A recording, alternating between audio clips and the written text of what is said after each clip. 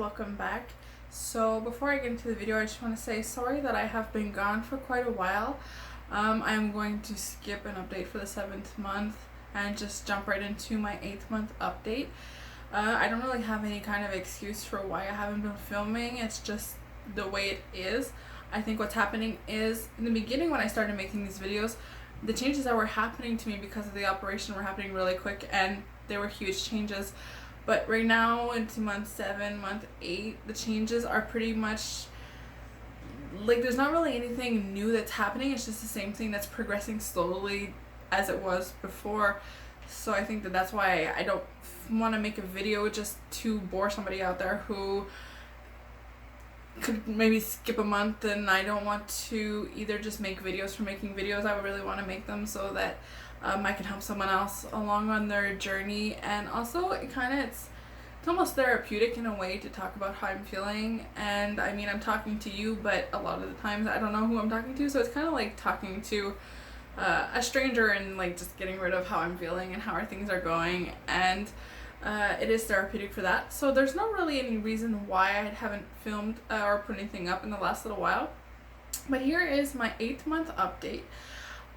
Just to give the usual information that I give. So I am down 115 pounds, which yay, and things are going well food wise. So I mean, I'm still eating basically the same thing. In the morning I'm still doing cottage cheese, either with fruit or with nuts, or every now and then if I want some kind of starch I'll eat it with some kind of cracker, but I'm still doing the cottage cheese in the morning, and my lunch and my dinners are still really just my leftovers, or usually it's some kind of meat and a vegetable. I still have to work on getting those starches in just for that sugar, but I have, because it's really nice out and we are in summer, fruit is more tempting, so I've been eating more fruit and I have less of a reaction, less stomach noises, and I want to eat some kind of, well, more when it's citrusy kind of food, if I want to say it properly, like oranges and whatnot.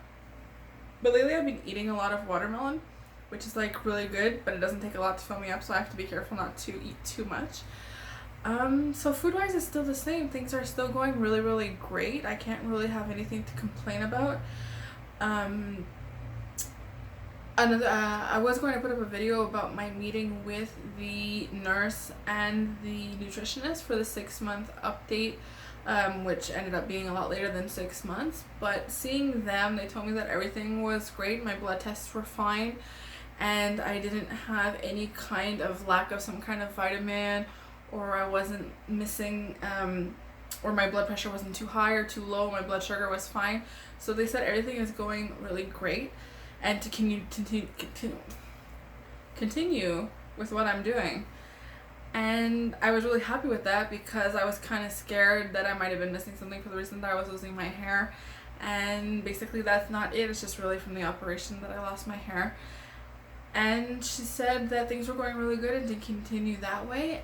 There was one thing that she mentioned when I was speaking with the nurse that was kind of interesting, because she had asked me if food had gotten blocked, and I said no. I always thought that if the food would get blocked, it would get blocked kind of like in my chest and wouldn't want to go down. But she said sometimes when the nausea that hits you afterwards is because you have food that's stuck in your stomach. And that kind of makes sense, because if I were to think about the other times that I got almost really sick to my stomach, it was when I was eating something maybe that was a little bit drier, or in one case it was because I ate too fast. But the nausea hits me about 15 minutes after I've eaten, and it hits me like suddenly, like I don't feel it coming, even if I've taken the time to eat my food really well and chew it, and I'm being careful that I'm not eating something greasy. It does hit me. Since I've been operated on, it's hit me, I think it's been 3 or 4 times that it's actually happened. And when it happens, you know it happens, and it sucks. And I have this almost paranoia of being sick, so I really sit there and I breathe, and usually it passes. It takes about a good 10 minutes for it to pass before the bile that's rising in your throat that makes you want to be sick finally goes away. Not in any of those 4 cases had I eaten the exact same thing. One time I had eaten fish, another time I had eaten chicken, another time I had eaten some kind of salad. So I think that it's kind of random. It can happen, seeing as how our stomachs are still adjusting. It hasn't even been a year yet, and it can take up to a long time for you to be truly like completely healed inside. So I don't know if that happens to anybody else. It might, obviously it might, because she knew exactly what it was. So I'm sure it happens to other people. It just so happened that I was never sick. I know some people do actually physically get sick from that kind of blockage. I wouldn't say that it's the same thing as dumping. If you want to Google dumping, where your stomach suddenly ejects all of your food into your intestines. Either it was too greasy or it was something that you really shouldn't eat, and or too fat. Sometimes when there's a lot of fat in something, your stomach kind of like pushes your food through quickly. And if I'm explaining what dumping is completely wrong, I'm sorry, but this is how I understand it. And your stomach kind of empties into your intestines, which gives you stomach aches, which gives you diarrhea, makes you feel hot sweats, makes you feel kind of almost like irritable bowel syndrome, but like intense. So this is really not that whatsoever. Me, it's really, I have sudden and like severe nausea, and I really feel like being sick. But like I said, luckily I don't end up being sick. But unluckily, it's because I've always been in a situation where throwing up was not an option. So once it was, well, here, the first time on the video that I was filming, where it happened to me for the first time, where the nausea just totally hit me. I ended up going to the bathroom, but I was never sick. And the other times, one time I was walking out of a restaurant after having eaten 3 little cubes of chicken. I had like a whole meal, and I ended up bringing all of it home, but I had 3 little pieces of chicken, and it just kind of rolled in my stomach. I could feel like I needed to drink something hot, but the waitress would never pass by. And so walking out of the restaurant, I felt really sick, and I was like, there's no way I'm throwing out on the doorstep of a restaurant on my way out. And I ended up just like beelining it to my car, because I was like, worst comes to worst, if I'm sick in the parking lot, it's not so bad, than sick on the middle of the street in front of all the cars walking by in front of a restaurant. That would look really bad for the restaurant, which is a really good restaurant. And another time it was at work, where I don't remember what I had eaten. And I know I didn't eat too fast, but for some reason the nausea hit me, and I was sitting at work. But the thing is, the bathroom in my work is attached to the cafeteria. So if I were to be sick, then everyone who was sitting there eating their lunch would hear me being sick while they are continuing to eat. And it was something that I was like, oh my god, I can't do that. It would be so embarrassing. So I ended up sitting there and breathing, and it passed. So luckily I've never thrown up after eating. And that in the entire 8 months since I've been operated on, I've never been sick. So those of you out there who have been sick a lot, I really sympathize, because I can't even imagine how hard it must be. You're wanting to do this great thing for yourself, and you have these like bad reactions to food. But I mean, it's kind of the risk that we take. I think with time it does get better. So if you are getting really sick, it will take time. And if you are sick often, then try going backwards. So try eating more liquidy foods. Try going back into like more soups rather than hard thick food, because maybe your stomach is just either not feeling well, or you're more sensitive, or you just need to like restart off the process of integrating more solid food into your diet so that it can help. So luckily I've never been sick, but there are some days besides the nausea where it's kind of like I can eat 1 spoonful of something and I am done. I don't want to eat anymore. Like this morning I was eating some cottage cheese, because you know, it's all I eat in the morning. And after 2 bites, I was like, I'm full, I'm done, I don't want it anymore. And I stop, I don't force myself. I say worst comes to worst. In an hour or 2, if I feel hunger, then I'll eat something, or I'll have a little something. But as soon as I have that sensation of fullness, I stop right away, because it's just not worth it. The times that I do eat something either really greasy or fatty, or if I ate too quickly, the hiccups hit me, and they hit me hard, and it's one after another. And luckily that's the only time that the hiccups hit me now, because before it was after every meal. As soon as I would finish eating, I would have hiccups one after the other, really intense. And now it's only when I eat something not super healthy, or if I eat something too quickly. And by not super healthy, I mean like I'll eat like a hamburger patty, or I'll have like, if I want to eat a hamburger, then I'll eat with just one bread. I can't eat with both bread, because otherwise after 2 bites I'll be done. Or if I've eaten something too quickly, or if I had too much cheese on something, then the hiccups will really hit me really hard. I try to make them go by as quick as possible, but there's not really much to do besides breathing and just waiting it out. And dealing with the whole drinking afterwards, I think that if I could drink something hot right after I finished eating, it would help bring everything straight down. But there's really that 30 minutes after you eat that they say you need to wait so that you don't get sick. But what I've started doing is after I eat, then if I remember, because I'm getting bad, I'll take my vitamins.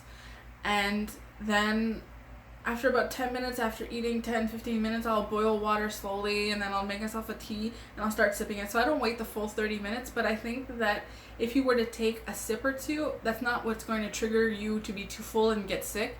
I think it's really, if you ate something salty and you really want to chug water because you're really thirsty, that's when you're risking really either getting sick or even stretching your stomach because you're putting too much in it.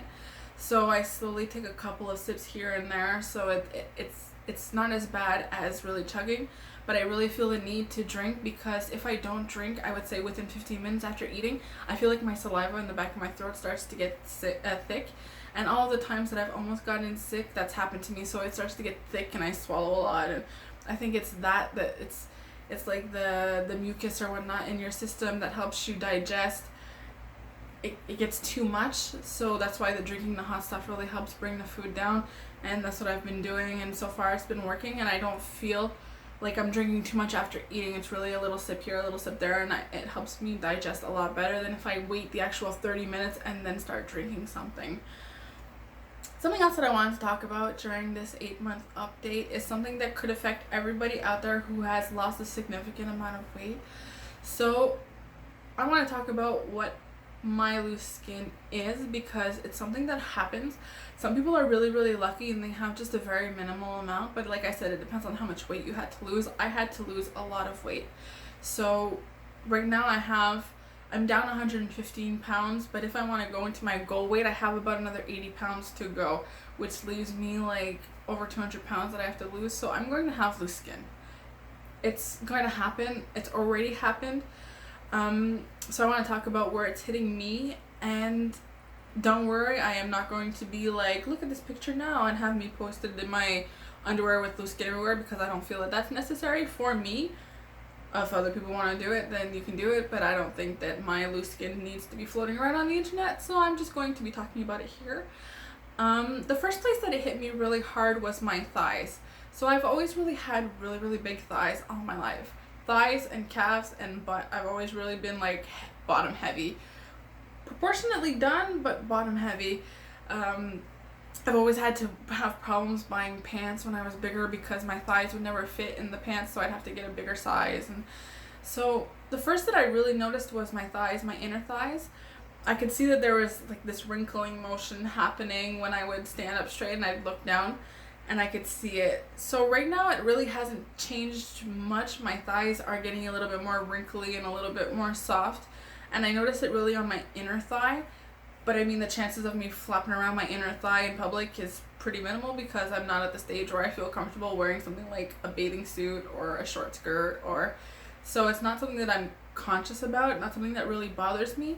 When I do put on tight pants, which is kind of cool because it's just loose skin, it's easier to put it in because the skin just kind of like folds in on itself, if you understand what I mean. It's easier to compress it. But if I were to like cross my legs, and you can see where your pant like digs into like your thigh meat.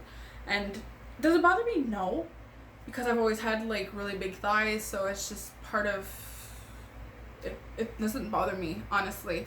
So my thighs were the first place that I really started to notice that the loose skin was happening. I think if I were to walk more, or at least do some kind of squats or work my legs, that it might help it a little bit, so it would have a little bit less looseness to the skin. It would be a little bit more firm, but at the same time, I know that the loose skin, I'm not going to be able to run away from it literally.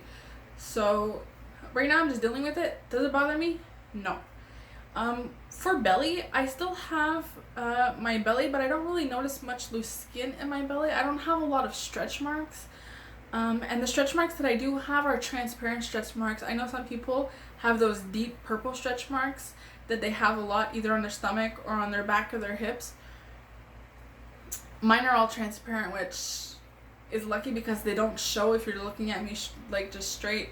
But I really have a belly that's like, you have like the top part of the belly and the bottom belly. So I always have that little like bump in my belly, which sucks because I don't like it, but at the same time, it was worse before. It's a lot better now. And if I were to put on tight jeans, kind of like, or tight pants, kind of like with my thighs, it like holds in my stomach, so it doesn't really show, which is kind of good. So my stomach doesn't really bother me. I know a lot of people, that's where it hits them, is their stomach, and they feel all flabby. But I mean, yes, am I flabby? Yes. Could I do workout? yes, and it would help, but it's not something that's bothering me at the moment. Maybe eventually if I lose like another 80 pounds, which I don't know if I want to lose another 80 pounds. I still haven't figured out my goal weight yet, but something that I'm working on and thinking about. But anyways, so it's not really bothering my stomach, and it's like I said, it was less big than it was before. The one thing that's bothering me the most is my arms.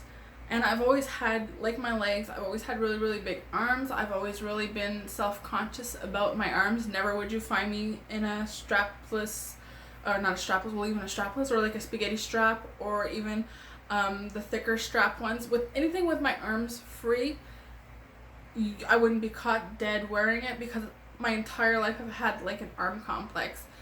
And even now I'm wearing like a long sleeve shirt, so it's even in the middle of summer, there is no way that I will be going anywhere, like maybe inside in my house.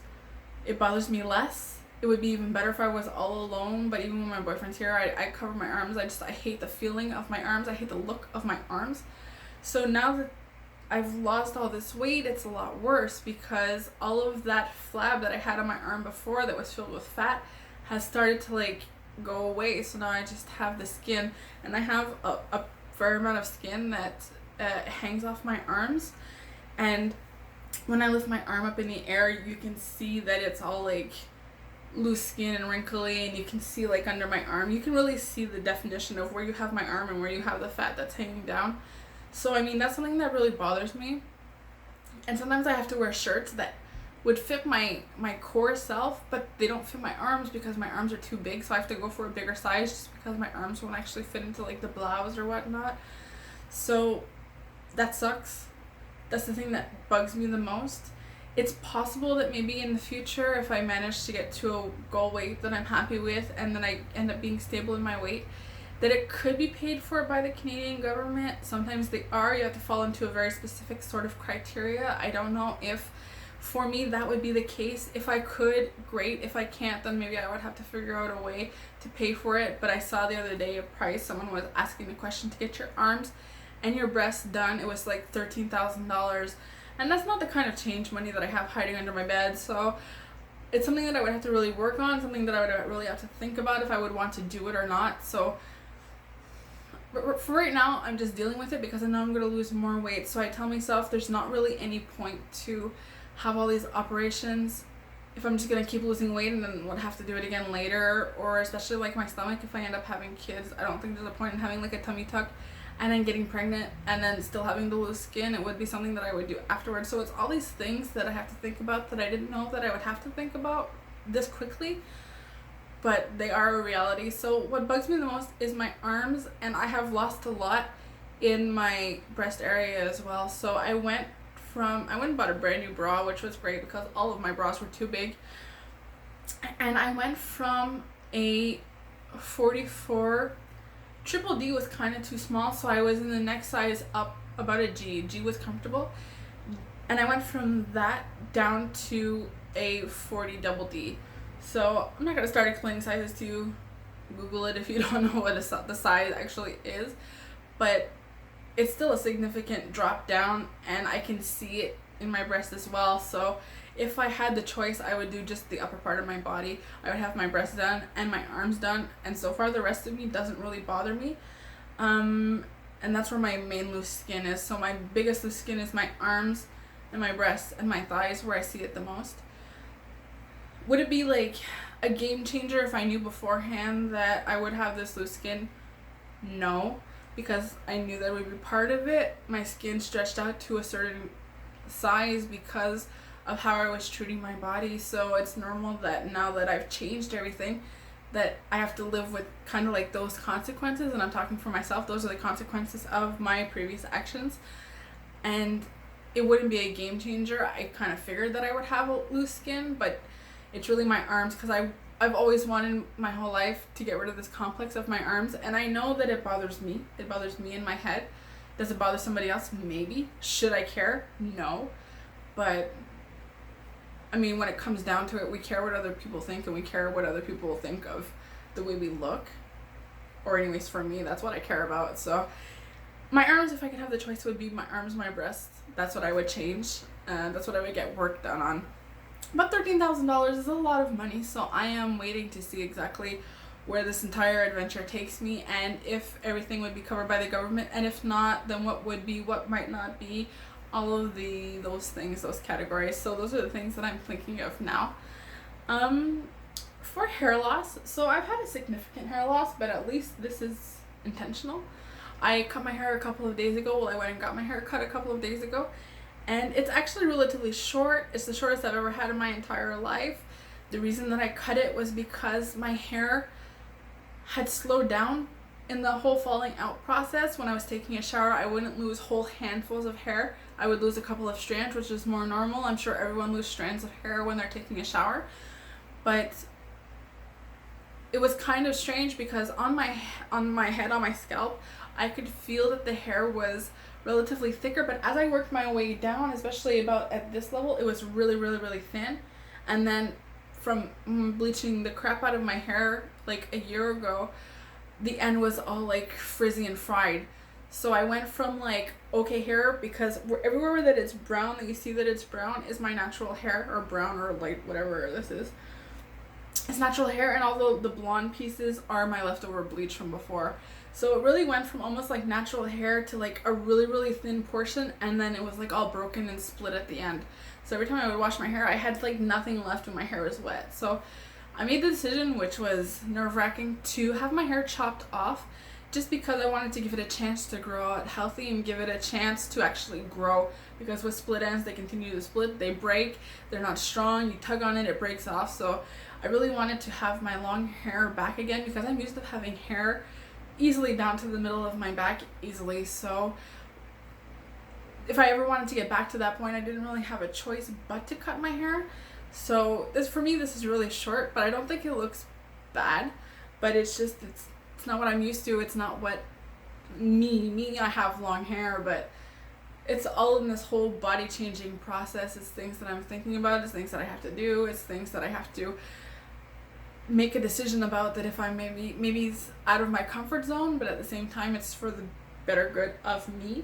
So I think that's what's important, is in this entire process you can't lose the thinking about yourself, doing what you need to do. I mean, everyone who embarks on this kind of journey is because you took a moment to sit down and say, what do I need to do for me to be healthier, to live a better life? So it's just part of it. I would think that these decisions come with it as well. You have to adjust, you have to make those hard decisions. Like, I know for someone, cutting off their hair would be like this like flippant thing where it's just like, okay, go ahead, shave it off, I don't care, it's just hair.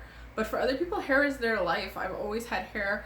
Even when I was a kid, I had really, really long hair that touched to the ground. So it's my hair is part of me, and it's what makes me think of myself looking good.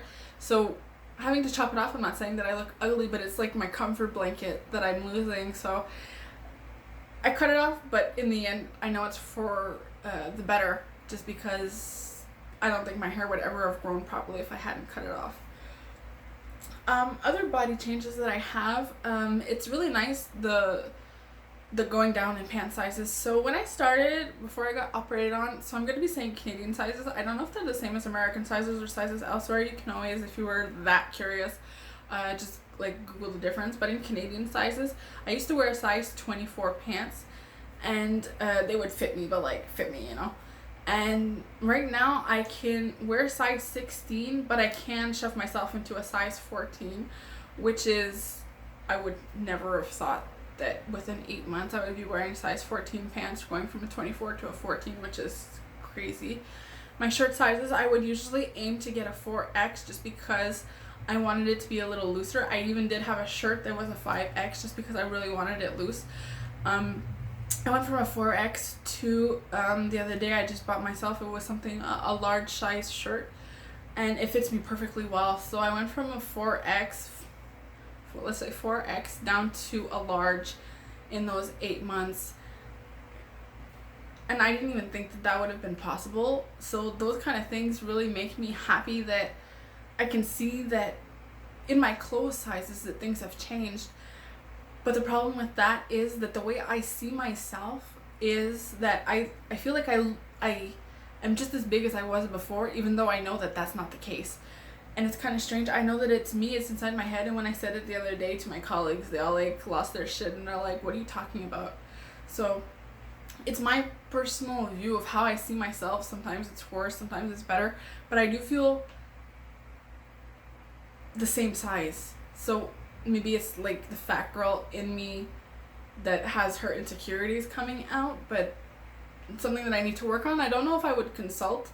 I'm thinking about it. I do have access to free consultation with my work, so I'm thinking about that, seeing if someone can help me figure out why exactly I'm seeing myself that way. I do know that I've lost this weight. I do know that I'm smaller, but for some reason in my head I'm still seeing all these really, really negative things about myself. So I think that might be a good idea to talk to somebody, and I have no problem talking to somebody. I think if you need help, I think if you need to really speak to someone to help unravel everything that's going on in your head, that you should do it. So I think it's really important, and I'm not sure if I'm going to do it yet because I don't know what point it is a problem, but I'm thinking about it. And I do see some positive things, body images about myself, and there's something that I'm always doing. I'm always touching my chest, not my chest, but like the top of my neck, because I can feel the bones in my neck, I can feel the bones in my shoulder, I can feel my shoulder blades, and that's not something that before with the weight, I felt almost before with the weight that I was like choking myself. I felt like I had so much fat around my throat that if I were to just lower my head, I would feel like I was suffocating. I used to have a necklace that fits me super fine now, but I had to take it off because it was almost too tight around my neck. So right now I feel like I can breathe. I feel like I have like this the fat is gone kind of from my chest, so it's a lot easier to breathe, it's a lot easier to move, and I can see my bones. Depends on how I place myself, I can see my collarbone that like sticks out a little bit, or so I find that's cool. But I'm always touching my chest. I feel like I'm like pervert touching my chest in public here, but I'm always touching like my shoulders, and I'm always touching my clavicle bone just because I can actually feel them now, so it's kind of weird. And I remember in the beginning I was going up to my work and being like, touch me, you can feel the bones in my chest. So yeah, strange things, but it's the fun parts. So there is some good and some bad in the way that you see some things. And for the question of regret, do I regret this operation? Someone asked me that question the other day, and they like seriously, like they asked me and they're like, do you regret getting this operation? And it took me a little bit while to answer, and I remember there was someone else who was like, seriously, I thought you would have answered quickly. Do I regret having the operation? No.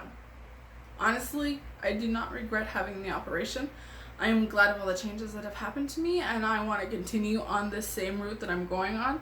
It's not always easy, but I don't regret it. What I regret is needing the operation to be able to get to this point, having to have brought myself to a point where I needed surgical intervention. That was kind of what bugged me. But do I regret actually having the operation? No. So that's a big resume of my 8 months of the operation. Please let me know if you have any questions, and as usual, comment and like if you feel the need to, and subscribe, and I will see you guys in the next one. Bye!